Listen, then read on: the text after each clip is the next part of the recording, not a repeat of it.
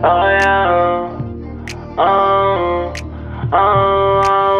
Wait a minute, girl, can you slow down? Wait a minute, girl, what's the rush now? I wanna introduce myself to you. My name is one-on-one guy to prefer now. I like the way you put your fists together. I like the way you do your hair in the morning. I see why all the boys want you, girl. YouTube, what's going on? It's Juan Gotti here. We another Washington Commanders video, and in today's video, I'm coming on here with the video where we're gonna be talking about did the Washington Commanders screw themselves with Chase Young?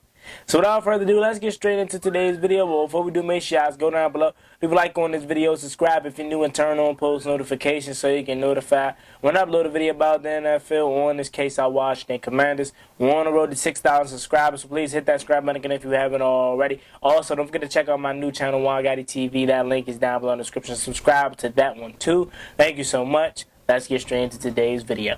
So, did the Washington Commanders screw themselves with Chase Young and how they handled the franchise tag and the fifth-year options and all that situation and how they handled the fifth-year option? Did they screw themselves? I was thinking, okay, as we initially thought, some of us felt like the Washington Commanders should have picked up the fifth-year option. Others thought it was a good idea to not pick up the fifth-year option, let Chase Young earn it. Did they screw themselves, though? Listen to why I asked it. Because if you would have picked up his fifth-year option, I believe you would have had to pay, what, somewhere like $17 million maybe, or somewhere in between like the $14 to $17 million range. You had to pay that for the fifth-year option, right? But let's say Chase Young goes out and balls, man. He goes out and balls. Montez Sweat goes out and balls, too. You only can pay one of them, but you want to keep both. So now you just did yourselves a disservice because now you have to find a way to franchise tag Montez Sweat or Chase Young. And what if one of those guys don't want to do that? Then instead of having that fifth-year option with Chase Young, I'm talking specifically for Chase Young actually. Instead of having that fifth-year option with Chase Young, you now have to either pay him or let him walk, where you could have had that extra year of Young and on his rookie deal, and then letting him walk or re-signing him next year, you know? So again, it was a risk. Me personally, I was not mad at them for doing it the way they did do it, because they're like, hey, we're only going to pick one of you guys, Montez or Chase. Who's it going to be? We don't really feel confident in Chase Young right now, so we're not going to pick up his fifth-year option. That doesn't mean that he can't go out and earn himself in another contract extension. But right now, we just don't feel comfortable enough picking up his fifth-year option. We're going to make you earn it in this year, which, again, isn't a wrong approach by any means. But you just got to know what comes with that. If Chase Young goes out, bags about 13 and a half, right, and he's just a force, Pro Bowl all year, or Pro Bowl year, again, you would have had that fifth-year option, right? So you didn't have to pay him. But now, if you want Chase Young back, you're either going to have to pay him, let Montez Sweat walk, or franchise tag him, and also try to find a way to extend Montez Sweat. And then if you franchise tag him, you're going to be having to pay, what, between like $20 to $30 million now. So again, it was a risk that they took.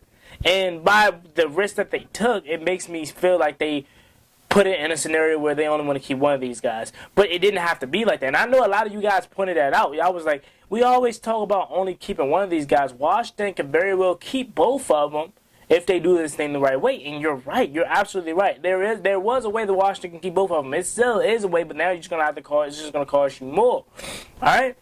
Again, that's even crazier, right? You had the fifth-year option with Chase Young, right? You could have picked that up, right?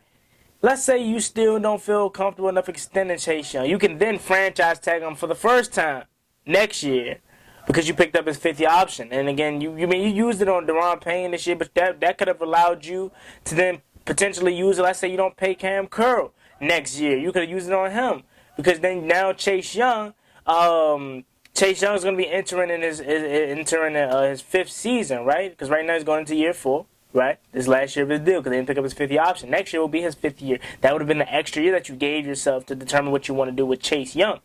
Then you could have probably franchise tagged another guy. But now you put yourself in a situation to where you would then have to franchise tag Chase Young next year if you want to keep him, if you're not going to extend him long term. Right? Again, I just think Washington made their mind up. And again, am I mad that they did this? No. I understand it. But just, if Chase Young is the predator if he's the number 2 overall pick, like we like in the generational edge, like they said he was gonna be coming out of Ohio State, just know that you're gonna have to pay him the big bucks. But again, let's say Montez Sweat also has a great year, and you want him. What you gonna do? Again, I understand the game. I'm pretty sure you guys do too. It was a risk. Who am I gonna trust? Right now, I trust Montez Sweat more. I don't really trust Chase Young, so I ain't gonna pick up his 50 option. Hindsight, I would have picked it up, but again, I'm not mad at him for not picking up, because if Chase Young flames out, you owe him $17 million. But again, looking back at that was his base contract anyway, right? So if and then you had the plans for him to be that guy, you was gonna have to pay him $17 million or whatever the range is on his last year of his 5th year option deal. You were gonna have to pay him that regardless, right? So why even care? I mean, I know you could be like, Juan, that money can go elsewhere, especially not to Young if he's not going to earn it. The thing is with Chase Young, right?